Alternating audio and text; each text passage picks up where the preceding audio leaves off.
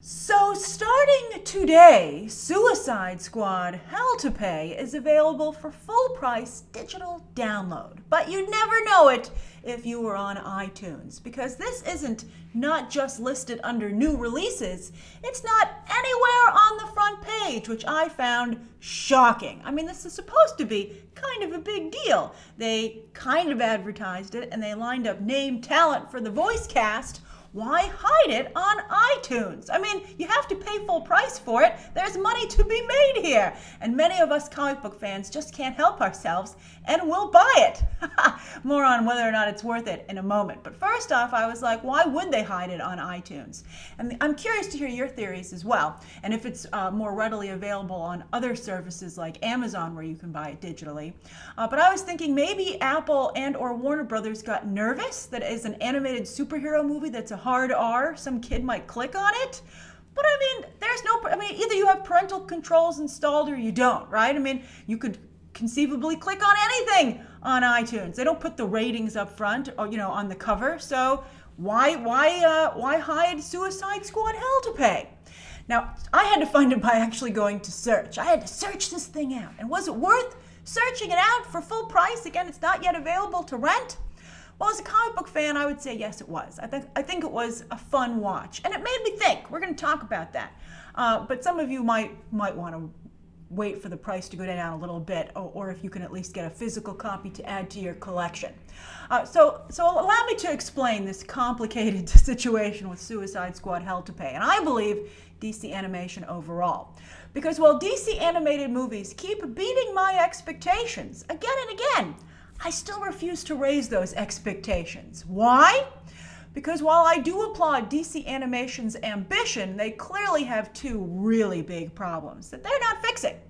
The first is that they are super cheap. This animation continues to be an embarrassment. I don't understand why they're not embarrassed that this is the quality of animation that a major studio and brand like DC is putting out. Wow! And then because I'm sure better talent is out there, and for cheap, right? So I was thinking at first that the cheapness was maybe keeping them from hiring more talented individuals. I know it sounds mean, but let me explain it. But the thing is that there's always new talent coming that needs to prove itself, and so they would work for less. So that means that number two is misguided loyalty. And we've noticed this is a problem with their live action movies too. I don't understand, many of us don't understand why Warner Brothers is unwilling to let people go who just can't deliver, and have had multiple chances to prove that they could. For instance, Sam Liu. Now, Sam Liu, he's the director here. He made his way up the ranks from comics to working on animated movies to directing them. And I'm sure he's an awesome guy. He must be, because they keep giving him DC animated movies to direct, and he again and again just simply does not deliver. I mean, Suicide Squad Hell to Pay is a by-the-numbers, middle-of-the-stack movie, right? I mean, it's not horrible, and there are some good things to it, but there's no reason that it shouldn't be top of the stack. I mean, the same goes for Alan Burnett, who is, I was going to say he's a talented producer because he's produced some fabulous DC animation over the years, mostly with Paul Dini and Bruce Timm. But of course, Bruce Timm has infamously gone off the rails as of late, and Alan Burnett didn't stop that from happening. So maybe Alan Burnett just got lucky. But when it comes to his ability as a screenwriter, the role he serves here, he's also middle of the stack. I mean, the script for this movie is better than serviceable. The script is better than the directing, for instance. But considering how important and valuable these characters are to DC and how popular they are with fans, they deserve to be put in the hands of better talent. I mean, it's just that obvious. Now that said, Suicide Squad Hell to Pay is it's a good casual watch, and it is better than the recent live-action movie. And it was interesting to me. This is what made me think while I was watching it, because again, it was better than the live-action movie. That was my first thought, and then I was like, wow, it's so crazy to see how this brand has evolved from a Dirty Dozen-style fringe comic to a mainstream rock and roll villain empire, right? I mean, even Disney has gotten a ton of mileage out of creating a villain brand. So I can understand why not jump on that bandwagon, DC. You certainly have the villains to do so. And at least here, as opposed to that live action movie, there's a high body count for the actual team, which I appreciated. And they're legit villains, because getting to genuinely walk on the villain side of the comics is a lot more fun and interesting than declawing said villains in a lame attempt to pass them off as anti-heroes. I mean, these are undoubtedly a group of villains, and I thought that was fun. And Suicide Squad Hell to Pay, by the way, is definitely not declawed in any way. From tons of blood and gore to swearing, although interestingly, while they said the S word a lot, apparently the F word is a step too far, because they have all this swearing and then all of a sudden the character's like, frickin' or fudge, and you're like, what happened? And then also, get this, they not only had female strippers, I was like, how must it be to animate this, right? Like, oh, how do you slide down a pole? But not only did they have female strippers in the movie, but they had male strippers. And at first I was like, okay, well, thank you at least for, doing both, having eye candy, animated eye candy for everyone. But then there's actually a ton of Magic Mike activity in this movie, and it ended up being a pretty funny and unique story detour. Let's just say, I don't want to give it away, that either Dr. Fate fans will be able to laugh along with the joke, or they will be absolutely appalled. I thought it was funny. Again, I thought it was very funny. And Greg Grunberg's voice work as exotic dancer Maxim Steele was so good that for a minute I thought it was Mark Hamill doing the voice. Greg Grunberg did a great job. This was just fun. It was unique, and I think it was the most interesting part of the movie, because you rarely see that done, especially in animation with these types of characters, and they earned it. They were like, come with me down this stripper road, and you were like, well, okay, and you're like, oh, you know what? That was kind of fun. Thanks. So I liked that. Now, at some other points in the movie, it does seem like Suicide Squad Hell to Pay is pushing for an R rating just so it can say that it has one. Like, there's no Tarantino artistry here to the violence and gore. And by the way, I was pushing for Mel Gibson, for a while. He was maybe going to make the Suicide Squad sequel. They should have maybe approached Tarantino. Maybe they did, but he would be a great match with the material. But as for what we got here, I did actually wince and have to look away a few times. It got so gory.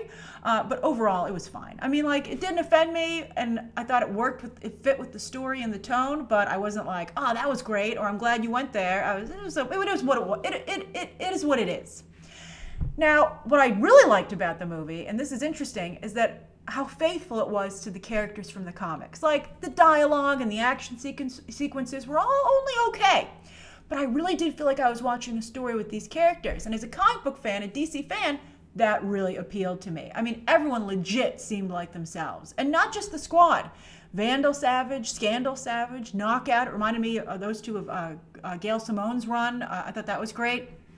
Professor Pig is here, and more. I don't want to give away all the guest stars. There were some nice surprises here, even if they were just on screen for a few moments. And there was also a nice little twist with the story that referenced another famous comic book story, and I thought that was clever. I liked that. Again, these are ambitious. They just can't stick the landing. Now, as for the actual squad, I still don't understand why they haven't changed Deadshot to match Will Smith's version from the live-action movie, because he was popular. And he did a good job. I liked him. But Christian Slater makes for a fine version of the character. And his dynamic with Bronze Tiger, voiced with rich emotion by Billy Brown, he really did do a good job. It did give the movie at least one nice Dirty Dozen moment. I was like, I like that. You earned that emotional beat.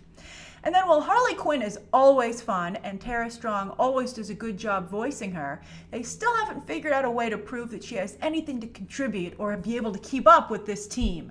The only thing she seems to bring to the table is sex appeal, right? And of course, how popular the character is. I mean, as is so often the case with Harley these days, she doesn't even have any good jokes. She's not even funny. She's just, I think... You know what she brings to the table? I think anticipation, that you think she's going to deliver on the promise of Harley Quinn. But yet, nobody really can do that. That just shows you how difficult a character she is to write. Invest in someone who can do it, please.